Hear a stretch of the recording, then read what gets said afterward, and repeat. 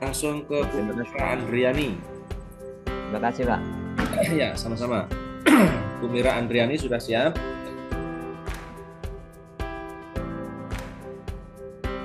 Benar, Pak. Teknik.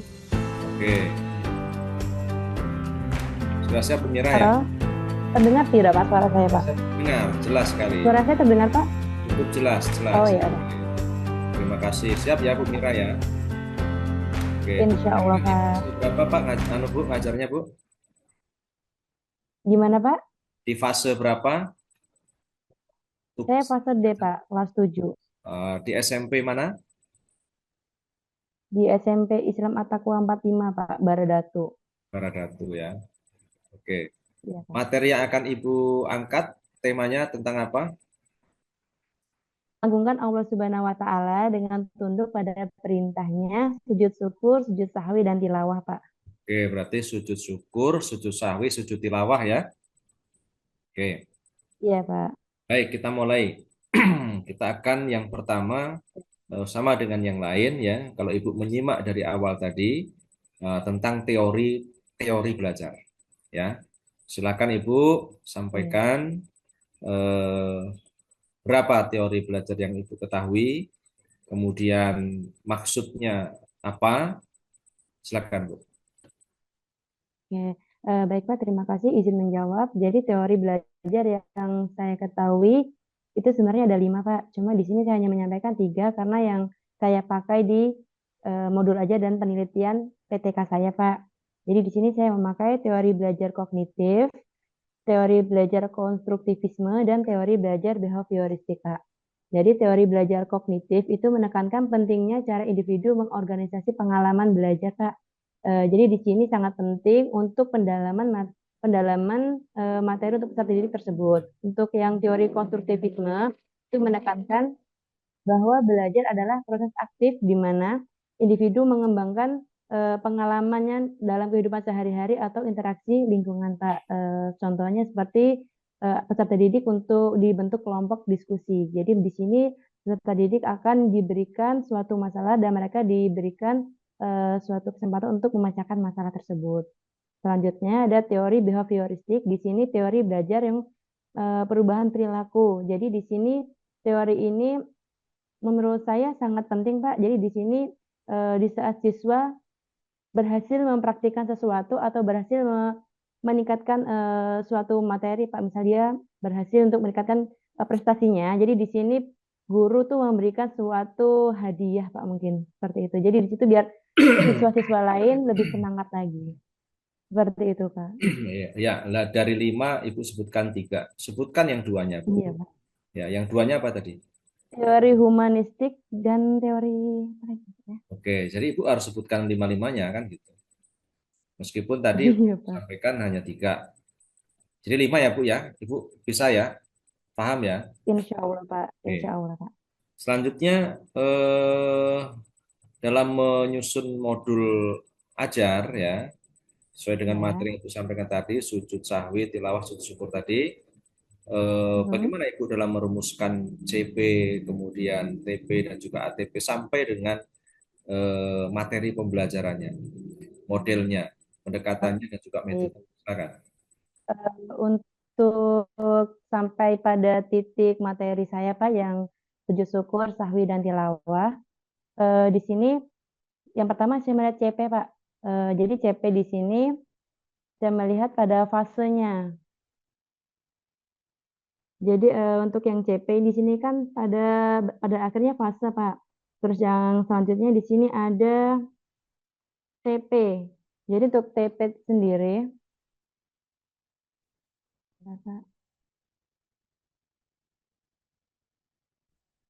untuk TP sendiri di sini saya juga mengambil dari platform Merdeka Merdeka Acak, Pak.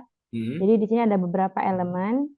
Jadi dari situ saya mengambil dari beberapa elemen dan di situ saya tertarik di elemen fikih. Nah, setelah di situ terus saya masuk ke ATP, Pak. Di ATP di sini saya langsung mengambil elemen fikih dan saya mengambil untuk materi sujud seperti itu, Pak. Oke. Materi apa? Sujud? Iya, untuk fikih itu kan ada beberapa elemen, Pak. Hmm. Untuk yang ini tadi. Jadi di sini fikih itu kan peserta didik memahami ketentuan sujud, sholat, kewajiban terhadap jenazah, haji, dan umroh. Nah, jadi di sini saya tertarik untuk materi sujud. Jadi di sini saya kembangkan, makanya menjadi modul ajar tadi, Pak. Oke. Yang Ibu pilih model atau pendekatan apa? PBL, Pak. PBL. Iya. Nah, bagaimana Ibu dari materi sujud tadi itu, ya, ketika disampaikan Ya. ke anak menggunakan model PBL ini, seperti apa Ibu bisa ceritakan? Oke, Pak. Jadi kalau untuk metode PBL, Pak, sendiri di sini sebenarnya kita memancing siswa untuk berpikir, Pak. Jadi di sini kita, kalau saya pribadi, Pak, jadi kita memancing siswa untuk berpikir dulu. Kita kasih mereka tuh kayak biar penasaran materi-materi tersebut kita, jadi mereka biar tahu ini loh kita tuh mau belajar ini seperti itu, Pak. Setelah itu saya menyampaikan PPT, Pak, tentang materi saya sujud syukur, sahwi, dan tilawah. Jadi saya memberitahu bagaimana cara sujud syukur, bagaimana tata caranya, dan setelah itu saya memberikan diskusi, Pak. Setelah diskusi tadi berjalan, di situ selanjutnya saya akan mengajak mereka untuk mempraktikkan secara langsung. Itu PBL ya, PBL-nya ya, seperti itu ya. Iya, Pak. Oke, Ya, kurang metodenya lebihnya apa Bu? seperti itu, Yang Pak. dipakai, metode yang dipakai. PBL, Pak. Yang Metode yang saya pakai, metode diskusi dan metode praktek, Pak. oke ya, itu masih metode klasik, ya diskusi, tanya jawab, ceramah gitu ya. Iya, Nah, Pak. itu yang saya sampaikan di awal tadi, metode itu kan banyak sebenarnya. Disesuaikan dengan apa namanya materi yang memang Ibu angkat ya, Ibu masukkan dalam modul ajar. Ya oke lah, artinya PBL, kelompok, diskusi gitu ya. Dalam diskusi pasti Ya, ada presentasi. Dalam iya, presentasi pasti Pak. ada interaksi. Berarti kan tanya jawab seperti itu ya. Iya, Pak. Oke. Selanjutnya dalam merancang asesmen pembelajarannya, seperti apa yang Ibu lakukan? Untuk asesmen di sini saya menggunakan asesmen formatif dan asesmen sumatif, Pak. Jadi kalau untuk asesmen formatif di sini saya melakukan beberapa kali pembelajaran, Pak.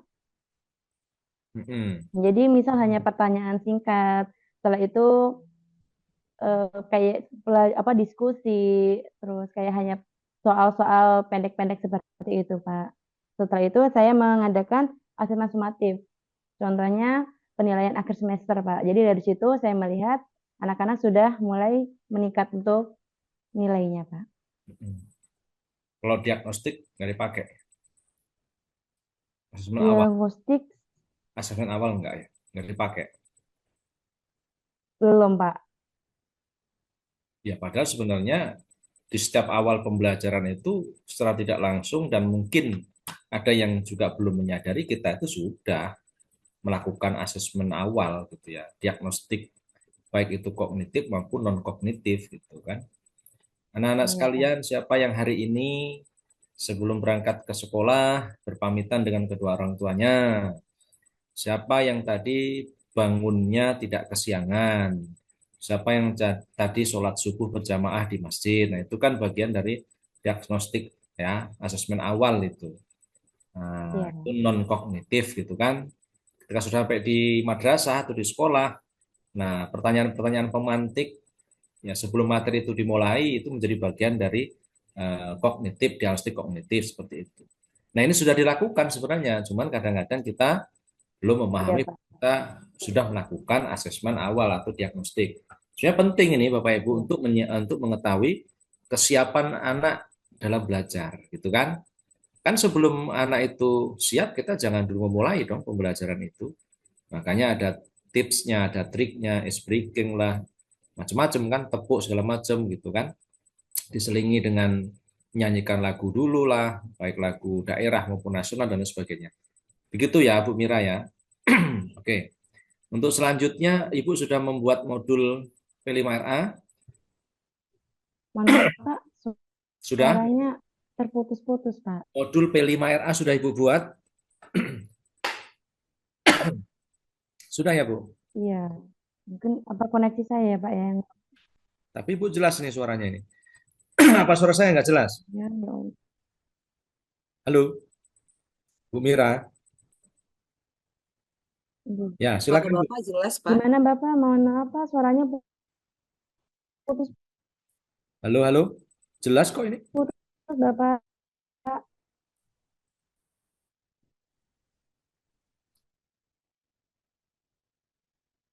Iya, Bu halo Mira. Ya, halo Bu Mira. Pak. Modul P5RA-nya, silakan. Jadi di sini saya untuk P5RA Pak menggunakan tema gaya hidup berkelanjutan Pak. Untuk topik Zero Waste, profil proyeknya mengembangkan dan menerapkan program pengelolaan sampah untuk mencapai pengurangan penggunaan plastik sekali pakai, mengelola sampah dengan lebih baik dan mendaur ulangnya Pak. Jadi di sini saya menggunakan elemen ala kepada alam dan kolaborasi. Untuk sub-elemennya, saya menggunakan memahami keterhubungan ekosistem bumi, menjaga lingkungan alam sekitar, dan kerjasama dan koordinasi sosial. Lanjutkan. Oke, untuk dimensinya kami menggunakan gotong royong dan beriman bertakwa kepada Tuhan Yang Maha Esa. Jadi untuk hasil yang sudah kami terapkan di sekolah kami sebenarnya ada beberapa kali untuk P5 Pak. Yang pertama itu di sekolah kami mengadakan anak-anak diajak menanam kangkung. Terus yang kedua itu kami memakai program yang gaya hidup berkelanjutan itu yang EcoBrick Pak. Membikin sofa dari sampah plastik yang dimasukkan ke botol aqua. Terus selanjutnya yang sekolah kami sudah buat juga anak-anak diajarkan untuk membuat jamu. Jamu apa ini? Jamu itu Pak kayak kunyit asem kayak gitu-gitu. Bisa ya? Alhamdulillah bisa dan kemarin sempat dibeli dengan wali-wali anak-anak langsung Pak. Oke, dimarketingkan. Iya Pak. Oke, Kalau untuk dipamerkan. sofanya itu cuma untuk pajangan di kantor. Oke, berarti kan sudah ya Iya, alhamdulillah sudah Pak. dilaksanakan. Nah, berarti udah ada nilainya juga itu dalam Iya rapor. Pak. Oke. Nah, jadi Ibu nanti di modulnya ini rancangan yang sudah berjalan Ibu ya. Iya Pak. Oke. Ya, terima kasih untuk modul P5RA-nya ya. Yang Iya, jelas Pak. Ibu sudah paham karena memang sudah melaksanakan di sekolahnya ya. Mungkin Ibu salah Iya satu Pak. bagian dari tim P5RA juga. Iya. Oke, yang paling penting adalah bahwa P5RA itu saya katakan sekali lagi itu adalah untuk ya penanaman karakter ya. Karakter sesuai dengan elemennya ya, sesuai dengan kriteria yang ada di P5 dan juga RA-nya, Rahmatan lil Alaminnya. Selanjutnya untuk PTK, Bu Mira. Iya Pak. Ya, silakan judulnya apa Bu PTK Ibu? PTK saya berjudul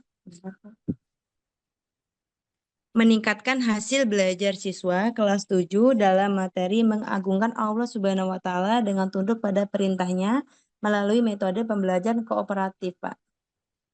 Pakai metode pembelajaran kooperatif ya untuk meningkatkan hasil Iya. belajar ya. Iya, Pak. Meningkatkan hasil belajar.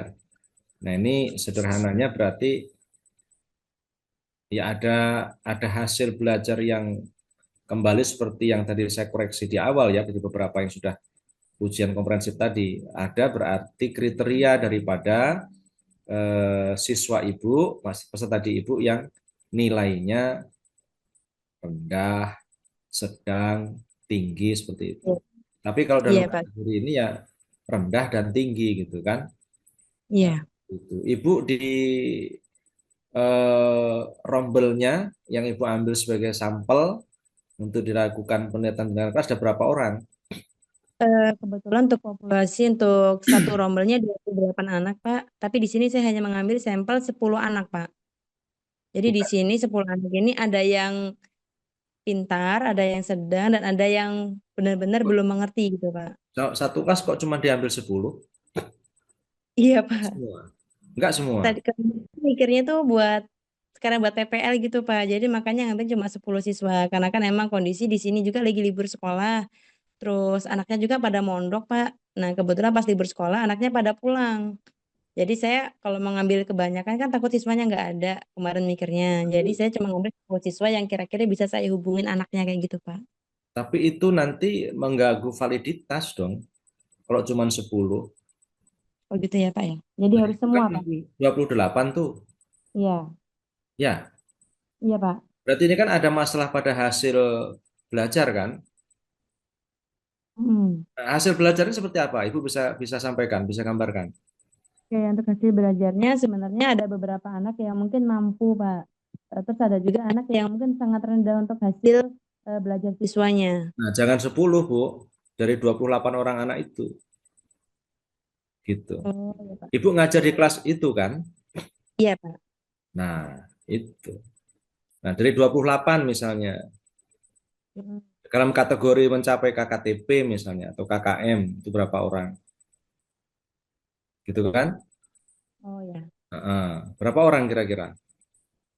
Dari 28 Kalau itu. perkiraan dari 28 anak yang mencapai KKM itu mungkin sampai 20 anak, Pak. Kalau untuk materi sujud syukur, sahwi, dan tilawah. Untuk yang kelima anak, mungkin mereka cuma kurang paham Loh, dari ya kelima anak berarti tadi, Pak. selesai dong kalau mereka sudah paham semua. Kan Ya, yang masih kurang paham masih 5 anak, Pak. Yang masih bukan. kurang menguasai. Yang kurang menguasai cuman, 5 anak. nah, berarti yang 23-nya sudah paham semua. Insya Allah, Pak. Loh, ya berarti selesai. Nggak perlu ditingkatkan lagi. Nggak kebalik. Gitu ya, Pak ya. Nah, jadi kan begini. Kalau kita berbicara tentang hasil, ada masalah pada hasil belajar anak, yaitu kan berarti yang akan kita angkat, kita kemudian untuk tingkatkan hasil belajarnya masih rendah kan? Iya, Pak. Kan begitu. Iya juga. Kalau Heeh. hasil belajarnya sudah tinggi semua, nggak perlu lagi. Kan begitu. Khusus pada materi sujud sahwi, sujud Syukur. tilawah, dan Iya, sujud syukur. Kan seperti itu. iya, Pak. Nah, kalau memang sujud sahwi, tilawah, dan sujud syukur itu sudah hasil belajar sudah oke semua, sudah di atas KKTP, cari yang lain di materi yang lain, misalnya selain sujud sahwi, sujud syukur, sujud tilawah. Tapi persoalannya modul ajar ibu ini sudah mengangkat tentang sujud syukur, sujud tilawah, sujud sahwi, di mana ini Iya. konsistensi dari awal sampai dengan akhir nanti. Nah, sampai dengan ibu nanti uji kinerja. Kan Bapak Ibu nanti ini akan ini akan apa mengupload video pembelajaran unsur PBL ya, kemudian PJBL, DBL dan TPEK, TPAJK untuk diupload pada saat nanti UKIN gitu kan. Nah, itu harus konkret itu, real itu. Jadi Bapak Ibu nanti audiensnya bukan lagi kawan-kawannya, tetapi adalah seluruh peserta didik di tempat Bapak Ibu sekalian. Meskipun ya dikatakan tadi masih libur, masih tanggal 2 Januari kan seperti itu. Iya. Nah, tapi kan kita bisa dianjurkan juga untuk misalnya setting apa namanya audiensnya, kelasnya, materinya gitu kan. Boleh itu memanggil beberapa orang anak yang terdekat untuk dijadikan sebagai audiens pengambilan tag video untuk uji kinerja nanti. Jadi gini, terkait tentang PTK-nya Bu Mira, coba di apa namanya ditelaah ulang. Ibu mungkin Iya, Pak. salah, saya pikir salah ini, salah Iya. tempatkan gitu. 23-nya itu masih rendah, 5 yang sudah tinggi. Oke, Nah, jadi makanya karena ditingkatkan gitu ya, Pak ya. karena 23 orang ini kan masih sangat jauh, berarti kan kalau cuma 5 orang yang tinggi, 23-nya belum. Nah, itu yang akan kita tingkatkan, kita desain melalui PTK sehingga nanti dengan menggunakan apa tadi itu model pembelajaran PBL tadi itu bisa meningkat hasil belajarnya, terkhusus untuk materi sujud sahwi, sujud tilawah, dan sujud Iya, syukur. Ini Ibu mungkin terbalik, saya meluruskan ya, supaya Ibu iya, Pak. nanti nggak kerepotan, nggak berpikir ulang buat judul begitu kan? Iya. Siapa? Latar belakang masalahnya apa, rumusan masalahnya seperti apa, tujuannya juga nanti dicantumkan. Pokoknya ngikuti template-nya lah kalau untuk PTK itu. Nah, Iya, sampai Pak. dengan siklus berapa nanti kan. Seperti itu ya, Bu ya. Iya, Pak. Terima Nah, jadi kasih, coba Bapak. sekarang coba Ibu ulang. Judulnya tadi apa? Judulnya Hmm. Meningkatkan hasil belajar siswa kelas 7 dalam materi mengagungkan Allah Subhanahu wa taala dengan tunduk pada perintahnya, sujud syukur, sahwi dan tilawah melalui metode pembelajaran kooperatif di SMP Islam At-Taqwa 45. Cooperative learning ya. Nah, itu terhadap 28 peserta didik yang ditampilkan hasilnya nanti adalah hasil daripada belajarnya. Data-datanya itu nanti ditampilkan itu. Seperti yang punya Pak Zainal Abidin tadi ya, Iya, instrumennya Pak. nanti dipertajam lagi. Ya, bisa nilai kognitifnya, sikapnya gitu kan, psikomotornya seperti itu. Nah, selanjutnya silahkan Bu Mira Andriani, seperti yang Pak Zainal Abidin lakukan tadi, Ibu saya Iya. minta untuk menyampaikan cuplikan praktek atau simulasi isi daripada modul ajar Ibu. Materinya tadi itu ya, sujud sahwi dari mulai sintaks pendahuluan, kemudian kegiatan inti, kemudian sampai dengan penutup. Silakan. Oke, baiklah. Assalamualaikum warahmatullahi wabarakatuh. Selamat pagi anak-anak. Apa kabar semuanya? Oke, baik. Sebelum kita memulai pembelajaran kita, marilah kita berdoa sekaligus menyambung Asmaul Husna. Oke, terima kasih anak-anak. Selanjutnya, Ibu di sini akan mengabsen satu persatu agar kita tahu mana yang hadir dan tidak hadir.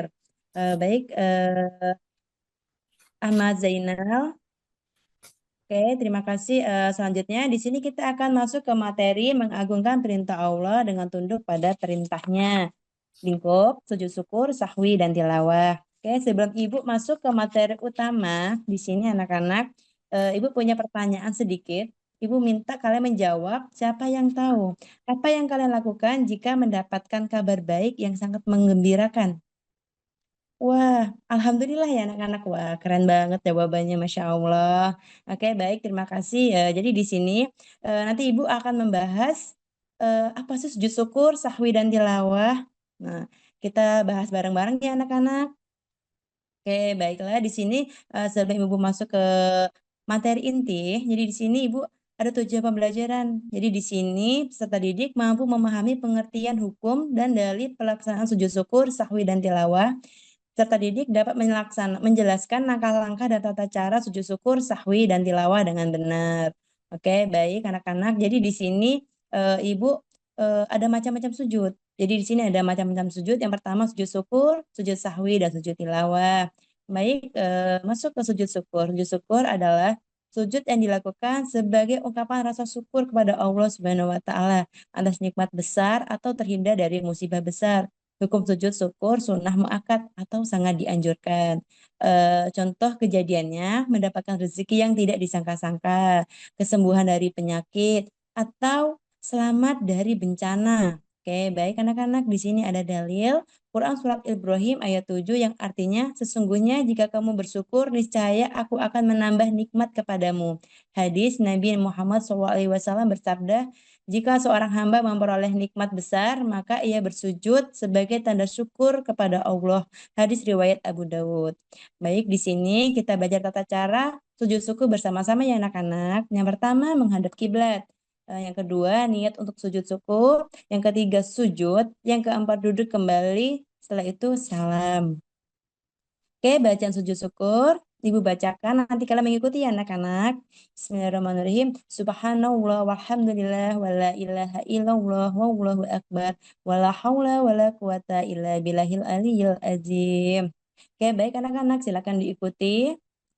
Nanti agar kita terbiasa untuk mengucapnya. Jadi di saat kita mendapatkan syukur, kita mendapatkan kabar baik, kita mendapatkan suatu yang membuat kita lebih bahagia, kita akan merasa bersyukur kepada Allah anak-anak. Atau kita sembuh dari penyakit. Mungkin kalau misal kita sakitnya 1 minggu sakit nggak bisa sekolah terus kita sembuh. Nah, kita bisa sujud syukur anak-anak. Selanjutnya di sini kita ada tugas kelompok anak-anak. Jadi ibu minta untuk anak-anak untuk menyelesaikan kasus untuk dianalisis kelompok ya anak-anak ya. Untuk kelompok 1 di sini ada Nurkolik dan Zainal Abidin. Di sini tugasnya seorang muslim mendapatkan kabar kelahiran anak, sujud apa yang dianjurkan. Untuk kelompok 2 di sini ada Yulia Mera sama Siti Musyarofa. Tugasnya bagaimana cara melakukan sujud sahwi jika lupa membaca kunut dalam sholat. Untuk yang kelompok 3 di sini ada Tisarini dan Suyanto. Di sini tugasnya apa yang dilakukan saat membaca ayat sajadah dalam sholat. Ibu kasih waktu untuk diskusi 5 menit. Setelah itu nanti kalian presentasikan anak-anak agar kita saling memahami apa itu sujud syukur, apa itu sujud sahwi, dan sujud tilawah. Oke, terima kasih untuk presentasinya. Jadi di sini ada tugas refleksi. Ibu ada refleksi untuk pribadi anak-anak masing-masing. Jadi ibu akan menanya masing-masing untuk per anak. Jadi di sini misal Nurkolik, apa hikmah yang kalian rasakan dari pelaksanaan sujud syukur, sahwi, dan tilawah Nurkolik? Oke, terima kasih Nurkolik. Untuk jawabannya sangat bagus sekali. Jadi di sini Ibu ada kesimpulan sedikit. Jadi sujud adalah bentuk ketundukan dan penghambaan kepada Allah Subhanahu wa taala. Yang kedua, di sini ada kesimpulan, pelaksanaan sujud syukur, sahwi, dan tilawah memiliki aturan yang jelas dalam Islam. Selanjutnya di sini Ibu ada LKPD. Silakan dikerjakan di rumah. Besok kita kumpul di minggu depan. Kita bertemu lagi dan kita akan membahas LKPD anak-anak. Yang pertama, menuliskan pengalaman pribadi yang relevan dengan melaksanakan salah satu jenis sujud. Yang kedua, menghafalkan ayat-ayat sajadah dalam Al-Quran. Oke, baik anak-anak, mungkin waktunya sudah mau habis. Jadi mungkin hanya itu yang bisa Ibu berikan hari ini.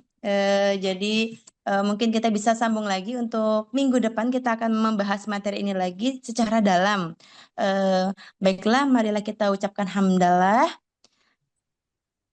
Baiklah, saya akhiri. Wassalamualaikum warahmatullahi wabarakatuh. Oke, terima kasih Bu Mira.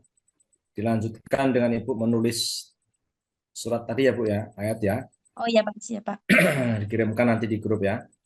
Iya Oke, Pak, siap. selanjutnya Bapak Ibu sekalian, saya ke grup untuk tes baca tulis Qurannya.